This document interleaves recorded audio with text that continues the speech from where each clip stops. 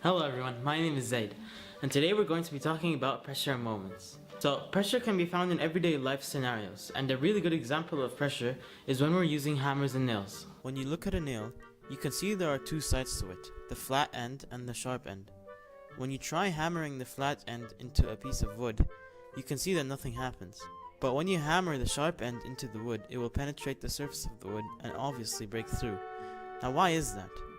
When you try hammering the flat end into the wood, the force is distributed across a wider area. But since the sharp end holds such a small area, all the force that is put into pushing the nail with the hammer is put into one small point, which ends up with a higher result of what we call pressure. So from this, we can come up with a basic formula.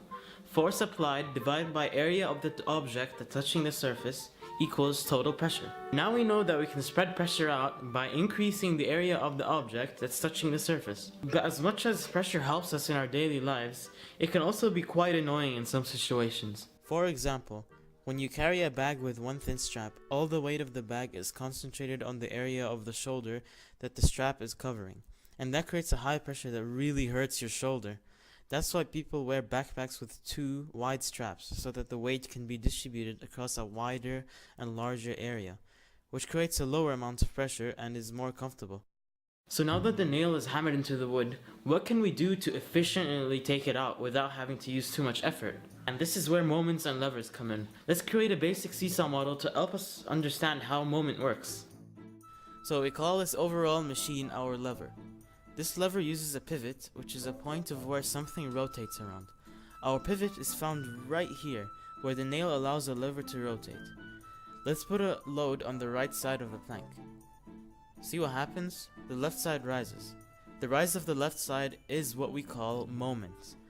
So moment can be calculated by multiplying the distance between the load and the pivot by the weight of the load, which is in newtons.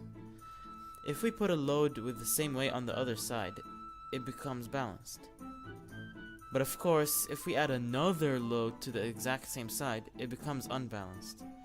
So what can we do to make it balanced again? We can increase the weight on the right side, or we can increase the length of the lever on the right side so that it's double the length of the lever on the left side, or we can bring the loads on the left side closer to the pivot. Which one do you think is the right option?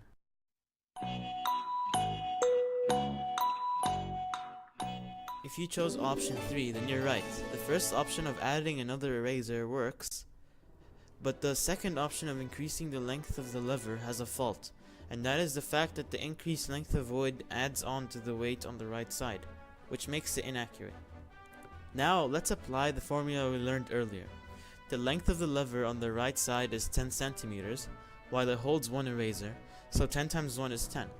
On the left side, the length is 5 centimeters, while there is 2 erasers, so 5 times 2 is 10.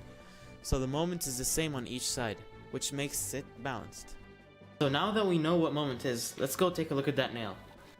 So the reason why the claw of a hammer is more efficient than our own hands is because the force that I'm creating with my hand is far away from the pivot, which in this case is found right here.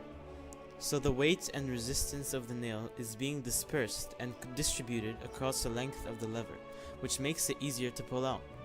Pivots and levers can also be found in the human body, in our joints and bones, such as in our elbows or knees, which move in one point of freedom. This just shows how important levers and pivots can be. Now, pressure doesn't only exist between solid materials, but also between gases and liquids. This is where atmospheric pressure comes in. So atmospheric pressure is basically the pressure that is created from the gravity pulling down on the air, and this causes air particles to compress in lower altitudes, such as below the sea. And our bodies react to fast changes in the atmospheric pressure, which is why your ears pop when you fly up in an airplane.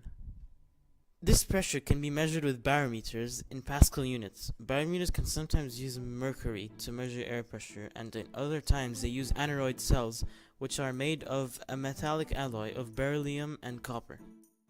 And that's all for pressure moments. I hope you enjoyed, and thanks for watching.